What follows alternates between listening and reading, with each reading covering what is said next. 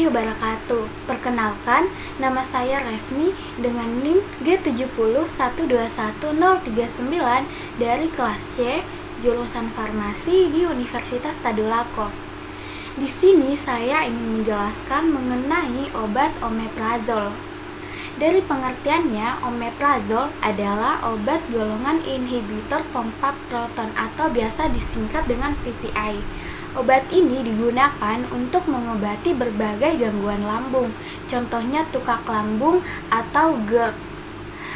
Omeprazol bekerja dengan menghambat pompa proton di sel parietal lambung, sehingga mengurangi produksi asam lambung. Tukak lambung atau secara umum biasa dikenal dengan penyakit MA, yaitu peradangan pada lambung yang terjadi karena adanya luka terbuka atau ulkus pada lapisan dinding lambung. Normalnya, lambung memiliki dinding pelindung yang dilapisi oleh lendir tebal untuk melindungi jaringan dinding dari kuatnya efek cairan asam lambung. Apabila terjadi penurunan produksi lapisan lendir, maka kondisi ini bisa menyebabkan asam lambung merusak jaringan yang melapisi lambung sehingga menimbulkan luka pada dinding lambung, dan terjadilah tukak lambung atau biasa disebut dengan MA. Untuk cara kerja omeprazol pada pengobatan di tukak lambung dengan mengikat spesifik pada enzim H+K+ atapase yang terdapat pada sel-sel parietal lambung. Enzim ini bertanggung jawab atas produksi asam lambung dengan memompa ion hidrogen ke dalam saluran lambung. Sehingga dengan menghambat enzim ini, maka omeprazol dapat mengurangi produksi asam lambung. Nah, sekarang kita akan melihat rumus struktur dari omeprazol, yaitu C17H19N3O2S. Omeprazol ini mengandung tidak kurang dari 98,5% C17H18N3NaO3S dihitung terhadap zat anhidrat. Pemberian omeprazol yaitu dengan serbuk hablur putih sampai hampir putih, tidak berbau, bersifat higroskopis, kelarutan mudah larut dalam air, agak sukar larut dalam metanol dan etanol, sukar larut dalam diklometan. Untuk indikasi omeprazol yaitu pengobatan tukak duodenum dan lambung, asam lambung terkait ensaid dan tukak lambung atau erosi duodenum, pemberantasan Helicobacter pylori dan penyakit tukak lambung, reflux esofagitis, penyakit reflux gastroesofagus simfomatik, dispepsia terkait asam, dan sindrom Zollinger-Ellison. Sedangkan dosis omeprazol untuk penyakit tukak lambung yang disebabkan oleh peptic ulcer yaitu dewasa 20-40 mg per hari dengan durasi konsumsi 4 hingga 8 minggu. Dosis pemeliharaannya 10 hingga 20 mg per hari dan dapat ditingkatkan hingga menjadi 40 mg. Sedangkan untuk anak-anak ini kurang dianjurkan. Yang kedua, tukak lambung yang disebabkan oleh Helicobacter pylori dewasa, dosis awal 20 mg selama 1 minggu dengan kombinasi bersama obat clarithromycin dan amoxicillin atau metronidazole.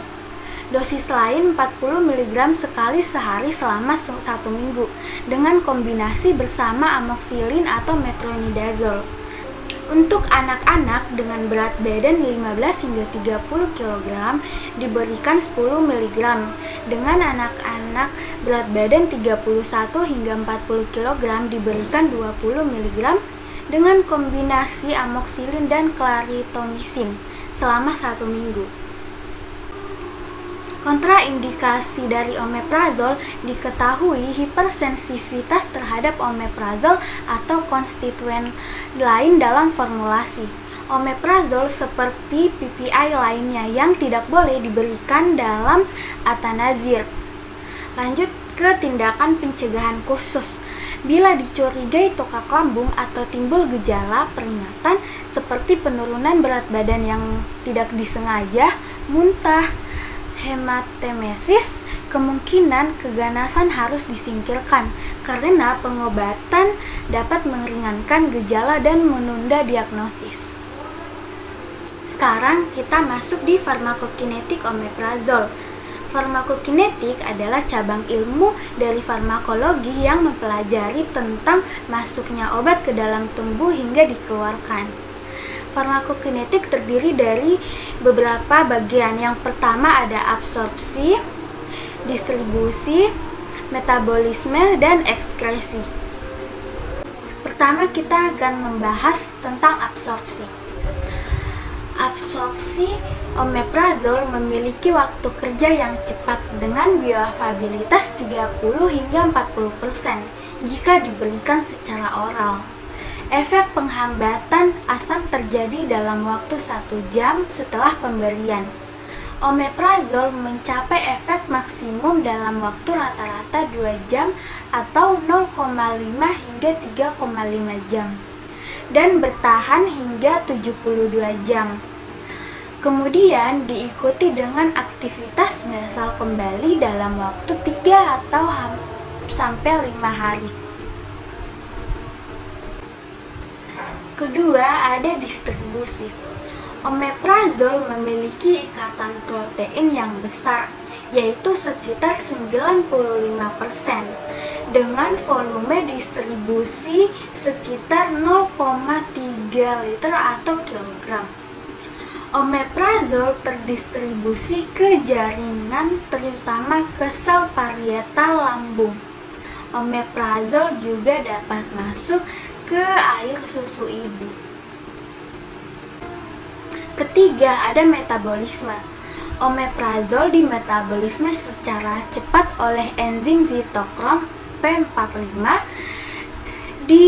terutama melalui CYP2C19 dengan hasil metabolit hidroksiomeprazol. Pasien yang memiliki metabolisme lambat atau kekurangan enzim CYP2C19 diberikan omeprazol memiliki konsentrasi plasma yang lebih meningkat 5 kali lipat dibandingkan dengan pasien metabolisme normal. Keempat, ada eliminasi. Ekstraksi metabolit omeprazol terutama melalui urin dan sisanya melalui feses. Omeprazol memiliki waktu paruh yang pendek, sekitar 30 menit sampai 1 jam pada pasien gangguan fungsi organ. Sedangkan pada pasien dengan gangguan fungsi organ hati memiliki waktu paruh yang lebih lama, yaitu sekitar 3 jam. Walaupun omeprazol memiliki waktu paruh yang singkat, akan tetapi efek farmakologinya bertahan lebih lama, dikarenakan konsentrasi di sel parietal membentuk kovalen dengan H+, K+, atau fase yang efek penghambatannya bersifat irreversible. Lanjut ke poin yang ketiga, yaitu ada farmakodinamik. Farmakodinamik omeprazol termasuk dalam senyawa antisekresi yang dikenal sebagai penghambat pompa proton, yang merupakan pengganti benzimidazol yang menekan sekresi asam lambung.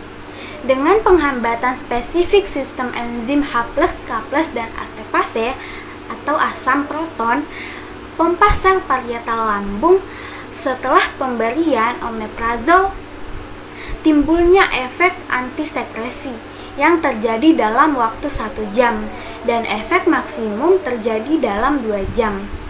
Dosis tunggal omeprazol 40 mg yang diberikan secara intravena atau memiliki efek serupa terhadap kesamaan intagastristis selama periode 24 jam dengan dosis oral berulang dengan 20 mg sekali sehari, meskipun waktu paruh omeprazol dalam plasma sangat singkat, yaitu sekitar 50 menit.